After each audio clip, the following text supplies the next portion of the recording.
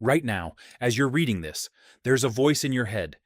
It just said that sentence back to you, maybe in your own voice, maybe with a little attitude. And here's the thing that should stop you cold. Nobody taught you to do that. You didn't decide to have an inner voice. It just appeared. Sometime in childhood, a voice moved into your head, and it never left. But who is that voice? Is it you? Is it separate from you? And why do some people have it constantly narrating their life, while others say they have almost no inner voice at all? The answer to that last question alone is going to make you question everything you thought you knew about your own mind. Stay with me. Scientists call it inner speech. It's the internal monologue, the running commentary your brain provides on your life. The voice that says, "Don't forget your keys as you walk out the door." The one that rehearses the conversation you're about to have. The one that replays the embarrassing thing you said 6 years ago at 2 a.m. For most people, it never shuts up. Psychologist Russell Hurlburt has spent decades asking people to randomly record what's happening in their minds throughout the day, and inner speech dominates. Most of us are talking to ourselves essentially constantly. But why? Evolution doesn't give us something for nothing. So, what is this voice actually for? The leading theory: it's a tool for controlling your own behavior. Think about how young children work. A 4-year-old doing a puzzle will narrate out loud, "Now I put this piece here," as if giving themselves instructions. Then, around age 7, that voice goes underground. It doesn't disappear. It goes internal.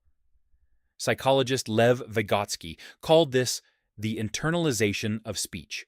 The voice you have in your head is essentially your childhood narration, folded inward. Your brain borrowed a social tool, talking to others, and repurposed it for something private, talking to yourself, to guide your own thinking. So your inner voice? It's basically a parent you internalized, one that never stops giving instructions. But here's where it gets strange. In 2020, research broke the internet, at least among neuroscience nerds. Some people have no inner voice at all. Not occasionally quiet, not just when they're relaxed. They go through their entire day, thinking, planning, making decisions, with no verbal narration whatsoever. When this research went public, people with no inner voice were genuinely shocked to discover that others had been hearing a constant voice their whole lives. And people with an inner voice were equally baffled. How do you think without words? The answer? In images? In feelings? In abstract patterns that the brain somehow processes without converting to language. This is the moment where you have to ask yourself, wait, which one am I? Some people have a full-on narrator. Others have a quiet, image-based mind. Most people are somewhere in between, shifting from verbal to visual depending on the task. But the fact that both exist, that humans can think in completely different modes, raises a question that neuroscientists are still wrestling with. Is the inner voice the same thing as thought, or is it just a translation of it? This is the part that genuinely unsettles people. When you think a thought, and your inner voice says it, who generated that thought before the voice spoke it? Because here's what the research shows. Your brain makes decisions before your conscious mind is aware of them. Neuroscientist Benjamin Libet demonstrated that brain activity for a voluntary movement begins about half a second before a person consciously decides to move. Half a second. That doesn't sound like much, but it means something enormous. Your inner voice might not be the one doing the thinking. It might just be the announcer, the commentator in the booth, reporting on a game the players already decided. Your brain processes. Then your inner voice narrates, and your conscious self, listening to that narrator, thinks it's in charge. You are, in a very real sense, listening to yourself think, not doing the thinking. Let that sit for a moment. Now add this. The voice can lie to you. Cognitive behavioral therapy is basically an entire school of psychology built on this realization. The inner voice tells you things. You're not good enough. They're judging you. This will go wrong. And we treat those thoughts as true simply because they came from inside us. But the voice isn't a truth machine. It's a pattern recognition engine shaped by your childhood, your traumas, your habits. It repeats what it was taught to say, even when what it says is wrong.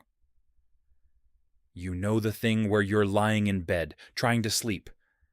And suddenly, your brain decides now is the perfect time to replay every mistake you've made since 2011. That's not random. That's your inner voice doing its job in the worst possible context. During the day, your prefrontal cortex, the rational, executive part of your brain, keeps a leash on the inner voice. It redirects it toward useful tasks. It corrals the anxiety spirals and keeps you functional. But at night, lying in the dark with nothing external to focus on, that prefrontal control loosens. And the voice, unmoored and undersupervised, starts free associating. It grabs unresolved things, embarrassments, worries, conversations you should have had differently. It runs simulations, worst-case scenarios. And because there's no external input to interrupt it, the loops just keep going.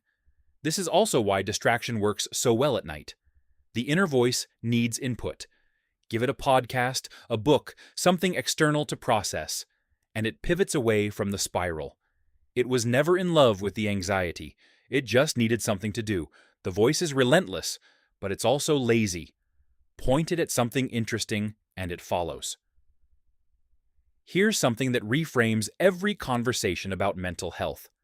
In conditions like schizophrenia, the inner voice becomes something the brain can no longer identify as its own. For most people, the inner voice has a quality of mindness. Even when it says awful things, you know it's coming from inside you. You have authorship of it. In auditory hallucinations, the voices some people with schizophrenia experience, that ownership disappears. The brain produces the same inner speech it always has, but the mechanism that tags it as self-generated breaks down. The result? The voice sounds like it's coming from outside, from another person, from somewhere in the room. It is the same neurological machinery, the same inner speech system you use to tell yourself to buy milk. When one small part of the attribution system fails, the part that whispers that was you, the entire experience transforms from internal to external. Which means the difference between a thought and a hallucination is not as large as we assumed. It's one small tag in the brain's filing system. So let's bring this home. The voice in your head is real. It's doing something important, helping you plan, regulate, and narrate your way through life. But it is not you. It's a tool your brain built, probably around age 7, by turning talking outward into talking inward. It was shaped by everything that happened to you since childhood. It repeats patterns whether they're true or not. It narrates decisions that were already made. And at night, it freelances. And some people, maybe someone you know, are living an entirely different kind of mental life. No voice, no narration, just images, feelings, and abstract thought moving silently through a quiet mind. Neither is wrong. They're just different architectures running the same operating system. The question that should follow you out of this video is simple. If the voice isn't you, then who's been listening all this time? If your brain just said, that's exactly why we're here. Subscribe to Hmmward, new videos every week. We'll be back with another question you didn't know you needed answered.